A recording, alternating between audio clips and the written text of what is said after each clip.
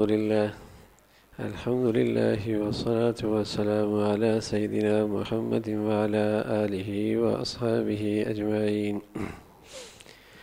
أما بعد فأعوذ بالله من الشيطان الرجيم. بسم الله الرحمن الرحيم. وعلمك ما لم تكن تعلم وكان فضل الله عليك عظيما. وقال الله تعالى يعلمكم ما لم تكونوا تعلمون. صدق الله العظيم. اللهم صل على سيدنا محمد النبي الأمي وعلى آله وأصحابه وسلم. اللهم صل على سيدنا محمد النبي الأمي وعلى آله وأصحابه وسلم.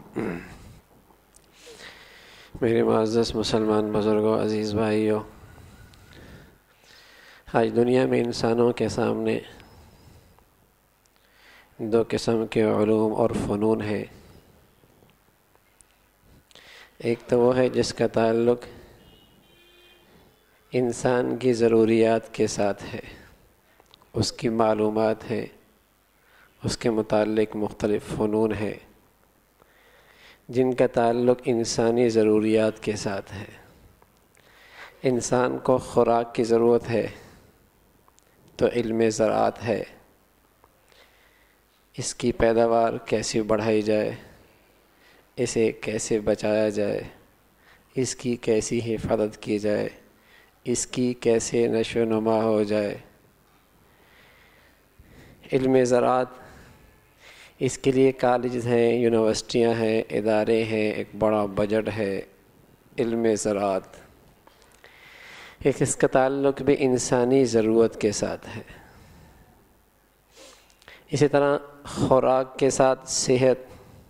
انسان بیمار ہو تو صحت مند کیسے ہو، کہاں بیماری لگی ہے، اس کے اسباب کا تعین ہو، اسے بیماریوں سے کیسے بچایا جائے، اس کے لیے ایک بڑا معلومات کا ذخیرہ ہے. یہ ایک مستقل فن ہے. ڈاکٹر ہے، میڈیکل ہے، طب ہے، ہومیوپیتھک ہے، یونانی حکمت ہے، ایک طویل سلسلہ ہے.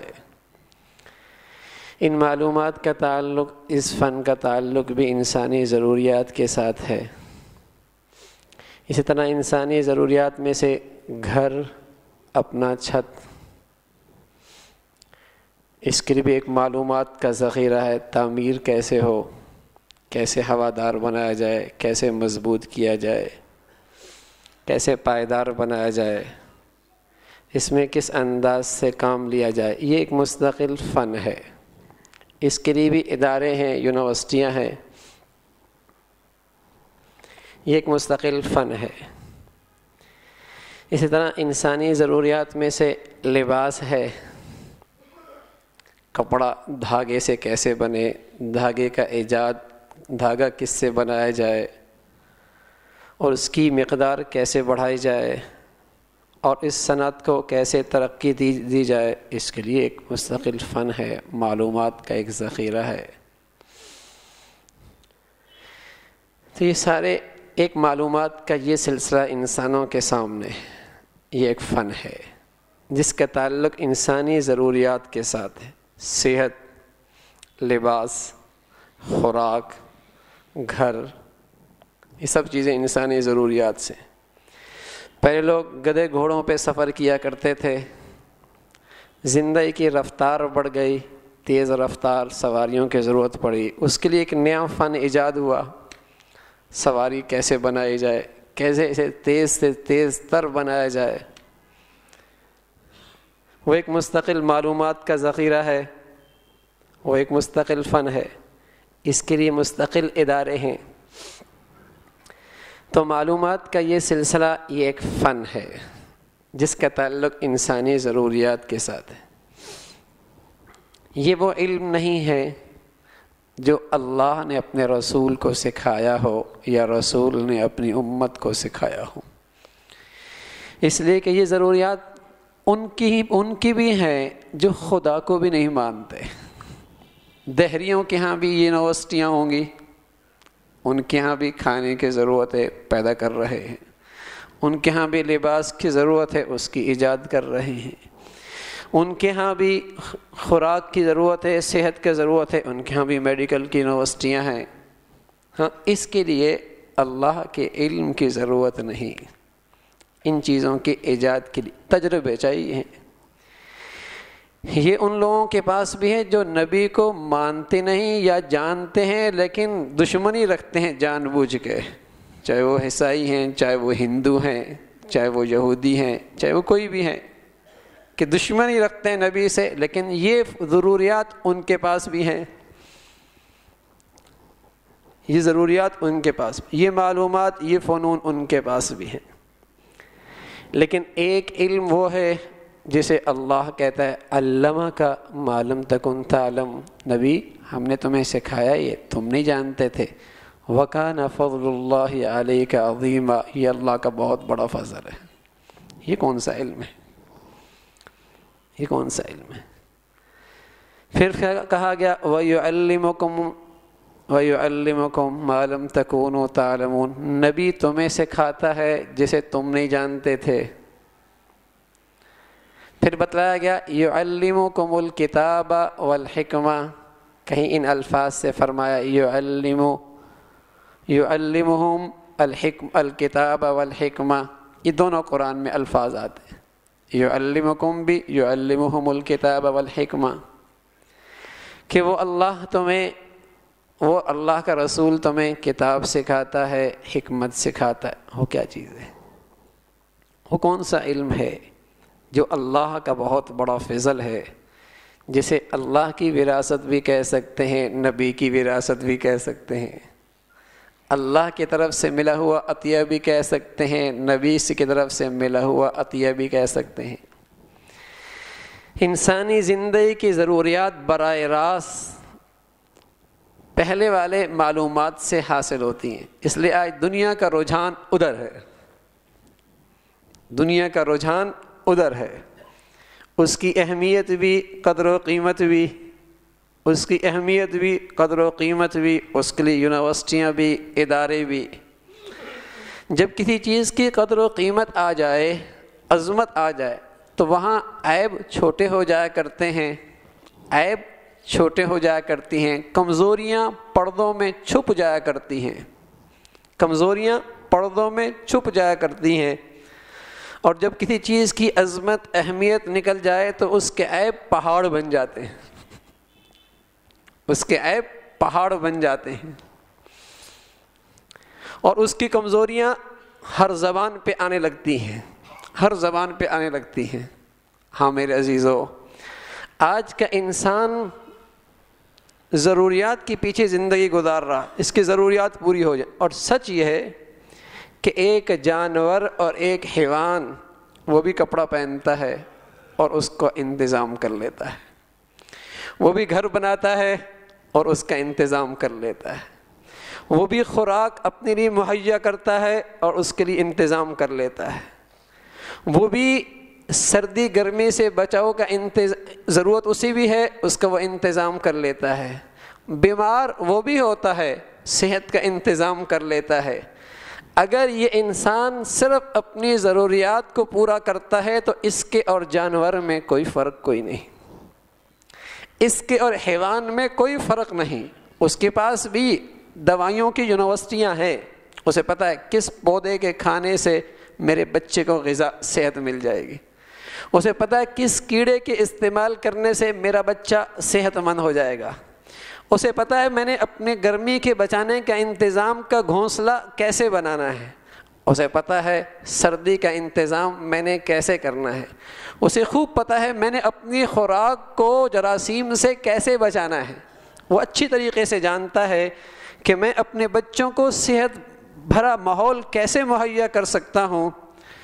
اگر انسان کو کوئی چیز حیوان سے الگ رکھ سکتی ہے اور ممتاز کر سکتی ہے اور عظمت دے سکتی ہے تو وہ اس علم کی وجہ سے ہے جو علم اللہ کا دیا ہوا ہے، اور اس علم کی وجہ سے جو محمد الرسول اللہ نے انسانوں کو عطا فرمایا، ورنہ یہ ساری ضروریات ایک حیوان بھی پورا کر رہا، ایک جانور بھی پورا کر رہا، ایک کیڑا بھی پورا کر رہا، ایک مچھر بھی پوری کر رہا، وہ بھی اپنی ضروریات پوری کر رہا.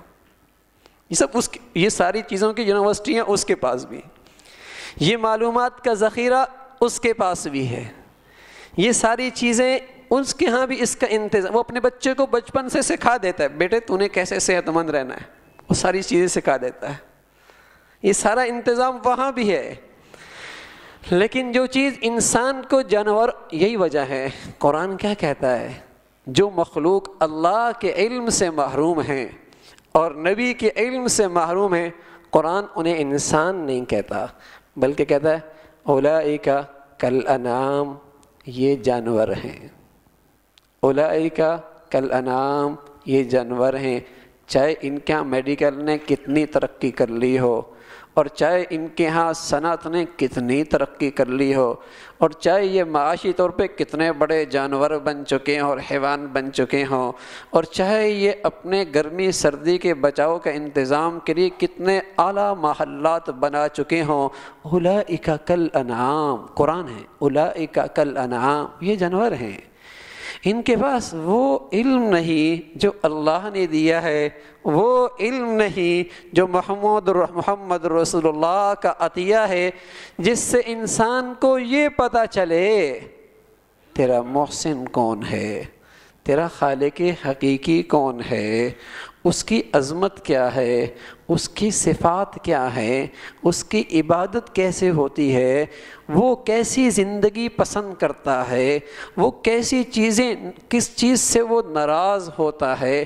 جسے یہ نہیں پتہ حلال کیا ہے، حرام کیا ہے، جائز کیا ہے، ناجائز کیا ہے، کس سے اس کا خالق اور مالک راضی ہوتا ہے، کس سے اس کا خالق اور محسن حقیقی ناراض ہوتا ہے، اولئک کالانعام، یہ جانور ہیں. انہیں کچھ نہیں پتا، جانور ہیں یہ. تو میرے عزیزو، ایک معلومات کا اور علم کا، فن کا وہ ذریعہ ہے جس میں انسان حیوان برابر. لیکن آج کا انسان اپنی ضروریات پورا کرنے کے درپے ہے، اس لیے اس علم کی بھی بڑی اہمیت، اس فن کی بھی بڑی اہمیت، ان اداروں کی بھی بڑی اہمیت، ان معلمین کی بھی بڑی اہمیت. ضرورت کا انکار نہیں ہے، لیکن میرے عزیزو، نیری ضروریات کمال نہیں ہے. نیری ضروریات پوری کرنا کوئی کمال نہیں. اگر یہ زندگی کے مقصد سے خالی ہیں یونیورسٹیاں، یہ ادارے، کوئی کمال کی بات نہیں. یہ معاشی جانور پیدا کر سکتی ہیں اور معاشی اداکار پیدا کر سکتی ہیں، لیکن انسان نہیں. انسان نہیں. انسان اس علم سے بنے گا. اقرأ بسم ربک الذی خلق، اقرأ بسم ربک الذی خلق. اس امت کا تعلق علم سے ہے، لیکن وہ علم جو اللہ کا تعارف کرائے. اقرأ بسم ربک الذی خلق، وہ علم جس سے اللہ کا تعارف ہو. ہاں میرے عزیزو، آج دشمنان اسلام مسلمان قوم کو اس علم سے کاٹنا چاہتا ہے تاکہ یہ بھی جانور بن جائے، حیوان بن جائے. ہاں، اس علم سے کاٹنا چاہتا ہے. اور کاٹنے کی سازش کیا ہے؟ اس کے دل کے اندر مدرسے کی اہمیت ختم کر رہا ہے، مکتب کی عظمت مٹا رہا ہے، مسجد کی اہمیت نکال رہا ہے، اور چٹائیوں پہ بیٹھنے والا، یہ دین کی خدمت کرنے والا، اس کے خلاف ایک پروپیگنڈے کا طوفان بدتمیزی ہے. ہاں، ہر گندگی وہ ان کے نزدیک اچھائی، جب اس کی عظمت دل میں آ جائے. اور یہاں اس طبقے کے خلاف ایک سازش، ایک پروپیگنڈا ہے تاکہ مسلمان بچہ مسجد میں جاتی ہوئی ہچکچائے، دینی ادارے میں جاتی ہوئی ہچکچائے، کسی مدرسے کے مولوی اور عالم کی خدمت میں بیٹھ کر اپنی سبکی محسوس کرے. ایک تماشا ہے تاکہ مسلمان بچہ ایک ہندو ٹیچر کے پاس بیٹھنے سے نہ شرمائے، ایک سکھ ٹیچر کے پاس بیٹھنے سے نہ شرمائے، اور ایک عیسائی اور یہودی کے پاس بیٹھ کر نہ شرمائے، بلکہ فخراً میرا ٹیچر وہ ہے، میرا ٹیچر جسے کہیں کہ فلاں ہے، فخر سے بتائے. لیکن اس طبقے کی ایسی عزت نفس مجروح کر رہا اور اس کے خلاف پروپیگنڈے کے ایسے پردے ڈال رہا تاکہ مسلمان بچہ اللہ کا گھر کا راستہ بھول جائے، مکتب مدرسے کا راستہ بھول جائے، اور اللہ کی بات کرنے والا اور اللہ کے رسول کی بات کہنے والے کی صحبت میں بیٹھنا وہ بھول ہی جائے، بلکہ اپنی سبکی محسوس کرے۔ ایسا ایک طوفان ہے میرے عزیزوں پروپیگنڈے کا۔ لیکن میرے عزیزوں سچ بتا رہا ہوں، ماضی اپنا دیکھو، ماضی دیکھو اپنا ماضی، جب مسلمان بلندیوں پہ تھا، عروج میں تھا، اسے عزتیں ملی، تو بتاؤ اس مسلمان کا تعلق کس سے تھا؟ اس نے کیا پڑھا تھا؟ اس کا کردار، اس کی سوسائٹیوں کا رنگ ڈھنگ کیا تھا؟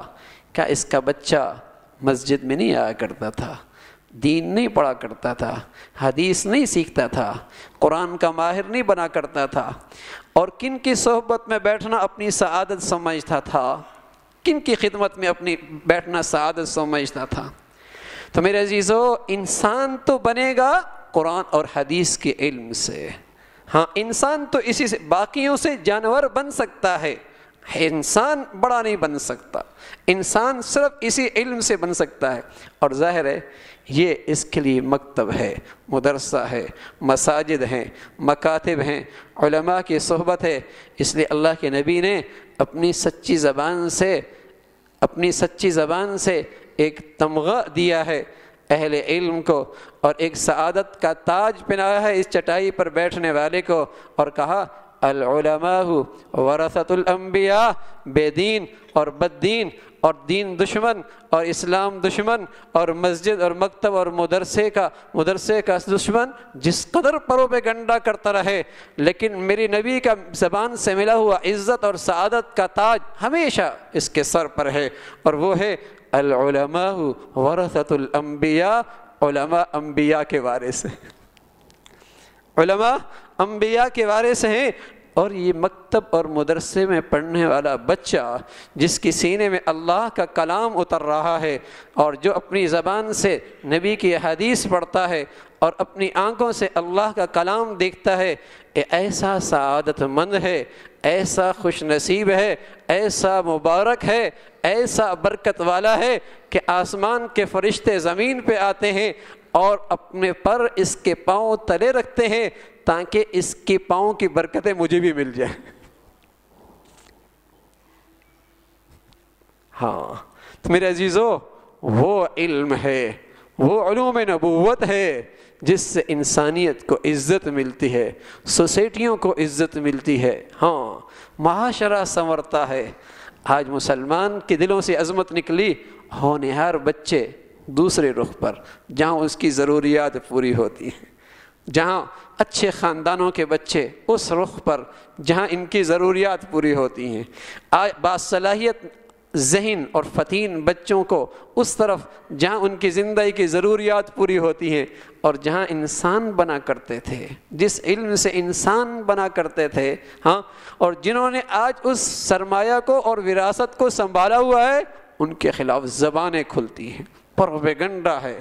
ایک طبقہ تو وہ ہے جو ہے ہی ایمان اسلام دشمن، لیکن کچھ سادہ لوگ مسلمان ہیں جو بس اوقات ان باتوں پہ آ کے اپنی زبان بھی خراب کرتے ہیں اور اپنا ایمان بھی خطرے میں لاتے ہیں۔ اللہ کے لیے میرے عزیزو، ایک طوفان ہے پروپیگنڈے کا، سارا بے دین طبقہ ذرائع ابلاغ پہ بیٹھا ہے، ہاں، اور اس کا ایک ہی مقصد ہے مسلمان کا تعلق ان دین کے سرچشموں سے کاٹ دیا جائے، اور دین کے ان حقیقی صوتوں کو کس طریقے سے پروپیگنڈے کے نظر کر دیا جائے، اور مسلمانوں کا رشتہ اس سے، جہاں اس کا ایمان بچتا ہے، جہاں اس کا دین بچتا ہے۔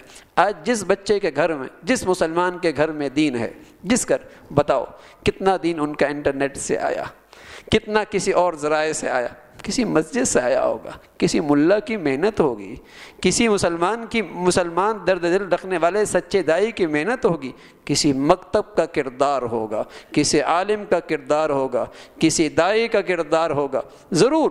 اگر کسی گھر میں دین ہے، اگر اس کے بچے کا قرآن پڑھنا آتا ہے، اور جن کا ان اداروں سے تعلق نہیں، تو وہ تو قرآن کے 30 پاروں کے بجائے 40 پارے کہے گا، اور اسے تو پھر سورہ اخلاص بھی نہیں آئے گی، اور جن کا ان اداروں سے رشتہ کٹا ہوا ہے باپ ہو جائے گا اور اسے نماز جنازہ نہیں آئے گی، اور اسے آخری تحفہ دینا بھی باپ کو اور ماں کو نہیں آئے گا۔